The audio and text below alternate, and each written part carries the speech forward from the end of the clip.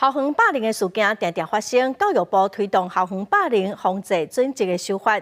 有民进党的立委是认为，将对霸凌的定义无够明确，学校执行恐惊有困难。嘛认为讲目前的草案重视调查的听数，无重视学生囡仔的辅导，这应该爱修正。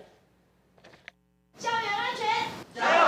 一直传出校园霸凌的事件，为因应这几年来霸凌样态的变化，教育部推动校园霸凌防治准则修法，不过对相关内容，民进党立委认为定义不明确，恐惊造成现场学校执行的困难。没有权力不对等的规范，所以这变成说，未来我要在判定上面可能会有一些模糊空间。师对生的霸凌应该要更明确哈，定义再扩及到做体育训练的老师。学校是学校，它不是法庭。拜托，新的版本里面一定要把学辅法所谓的辅导机制放进去，这个概念非常非常重要。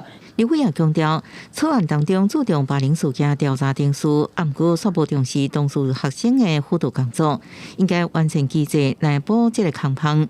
地方政府、教育局甲专家学者也参加公听会，提出看法。如果家长有意见的时候，双方当时有意见的时候，可以去走生父的制度，让学校这边再做第二次的检视。那现在因为生父制度取消之后，直接进到我们的县市政府教育局来做处理，对我们冲击是非常大的。多了一个叫做辅及机制。如果当一个案件它属于重大，或者是有一些比较特殊的特性的时候，那这样子的案件，我们会升高层级，由市政府这边来邀请专家学者来组成一个所谓的调查小组。参加教育部官员表示，对实际执行的状况甲各界建议，拢会早长参考建议，确保维护学生的权益。